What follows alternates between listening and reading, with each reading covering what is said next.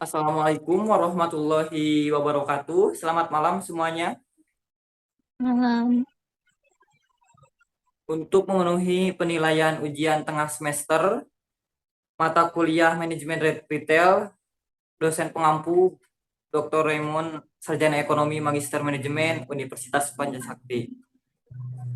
Izinkan kami melakukan presentasi. Sebelum presentasi dimulai, saya akan memperkenalkan anggota kelompok 6. Pertama ada Irfan Alpandi, saya sendiri. Kedua ada Ibu Jihan Apriliani.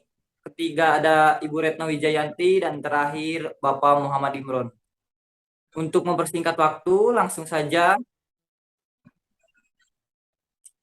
pemaparan materi pertama oleh saya sendiri. Aspek manajemen keuangan dalam retail. Manajemen keuangan adalah kegiatan perencanaan, pengelolaan, penyimpanan, serta pengendalian dana dan aset yang dimiliki oleh suatu perusahaan.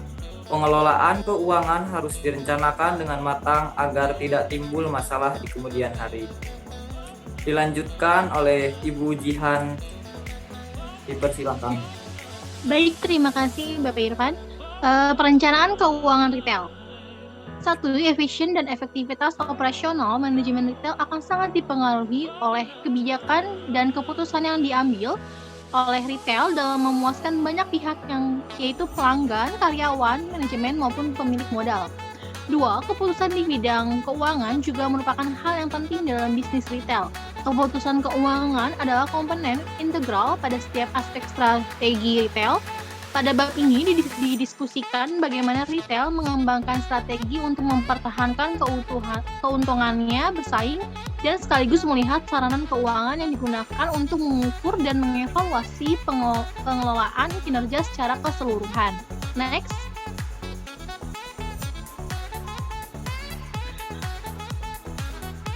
Alur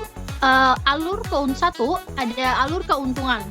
Konsep keuntungan perusahaan retail sama halnya konsep keuntungan pada jenis perusahaan lainnya yang berasal dari laporan laba dan rugi sebuah perusahaan retail.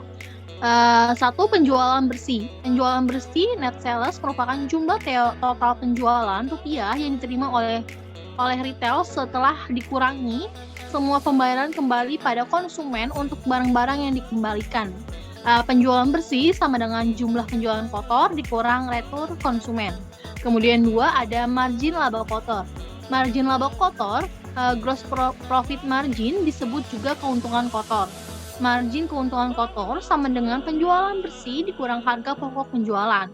Keuntungan kotor juga diperoleh dari persentase penjualan bersih sehingga retail dapat membandingkan pengelolaan dari berbagai tipe barang antar kelompok barang dagangan dan pengelolaan mereka dibandingkan dengan pengelolaan retail lainnya. Next. Kemudian ada beban. Beban adalah biaya yang terjadi karena aktivitas yang dilakukan dalam bisnis untuk mendapatkan penghasilan.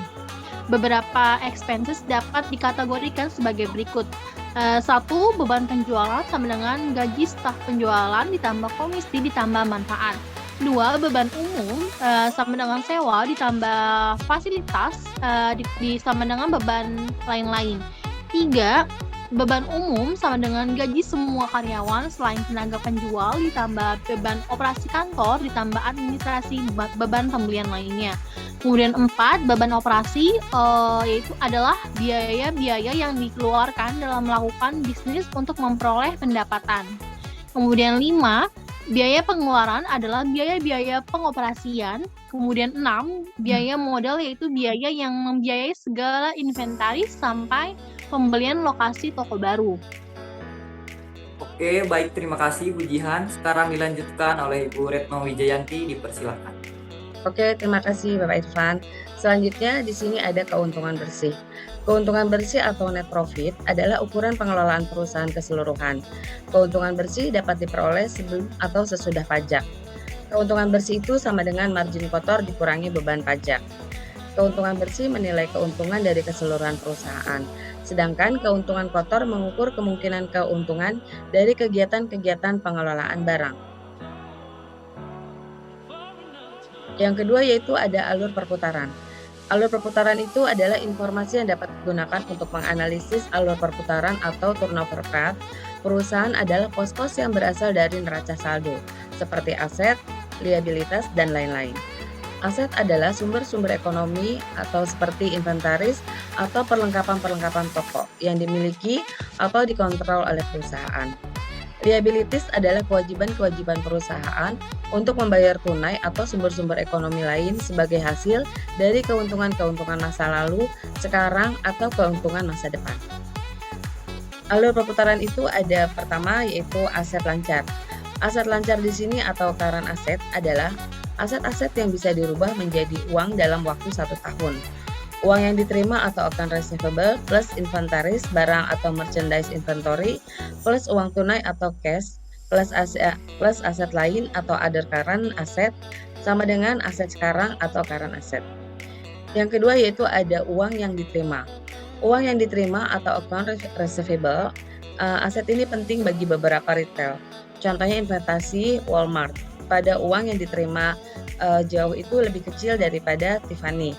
Karena kecenderungan yang tinggi dari konsumen Walmart untuk membayar tunai atau menggunakan kartu kredit pihak ketiga seperti Visa atau Mastercard. Yang selanjutnya ada inventaris barang. Inventaris barang itu adalah semua barang dagangan yang dijual oleh retail. Selanjutnya ada uang dan aset lain. Cash sama dengan tunai, ditambah simpanan dan rekening di bank, ditambah jaminan-jaminan yang bisa dipasarkan, seperti tagihan-tagihan keuangan. Aset lain atau other current asset sama dengan biaya-biaya pengeluaran sebelum dibayar ditambah biaya pengiriman-pengiriman. Selanjutnya ada aset tetap atau fixed asset, adalah aset yang membutuhkan waktu lebih dari 1 tahun untuk mengubahnya menjadi tunai. Dalam retail, aset tetap atau fixed asset sama dengan itu bangunan, kelengkapan, peralatan, dan investasi jangka panjang. Oke, terima kasih Bu Retno Wijayanti. Sekarang dilanjutkan ke pemaparan materi terakhir yaitu Muhammad Imron, dipersilahkan. Baik, terima kasih. Selanjutnya ada perputaran aset. Perputaran aset atau aset turnover adalah ukuran pengelolaan keseluruhan dari bagian aset pada neraca saldo. Perputaran aset ini dapat digunakan untuk mengevaluasi dan membandingkan seberapa efektifnya manajer-manajer menggunakan aset tetap, yaitu biaya perolehan aset dan depresiasi, dan perputaran aset sama dengan penjualan bersih. Selanjutnya dan total aset. Selanjutnya ada kewajiban dan hak pemilik. Kewajiban sekarang atau current liabilities adalah utang-utang yang diharapkan dibayar paling tidak dalam jangka waktu 1 tahun.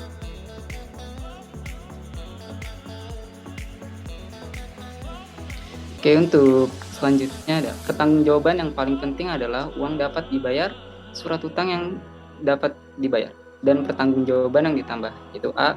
Uang yang dapat dibayar adalah sejumlah uang yang dipinjam atau diutang untuk penjual-penjual, khususnya untuk inventaris barang. B. Surat utang yang dapat dibayar itu adalah bunga yang dipinjam retail pada banyak yang melebihi tanggal dan dapat dibayar kurang dari 1 tahun. C. Pertanggungjawaban ditambah termasuk pajak-pajak, gaji sewa, pemakaian, dan kewajiban-kewajiban lain yang belum terbayarkan. Dan D. Pertanggungjawaban jangka panjang adalah utang-utang yang akan dibayar setelah 1 tahun. Dan E. Hak pemilik juga disebut hak para pemegang saham mewakili sejumlah aset milik pemilik perusahaan retail setelah semua kewajiban terpenuhi. Hubungan tersebut dapat diperoleh dengan rumus, yaitu hak para pemilik sama dengan total aset kurang total pertanggungjawaban.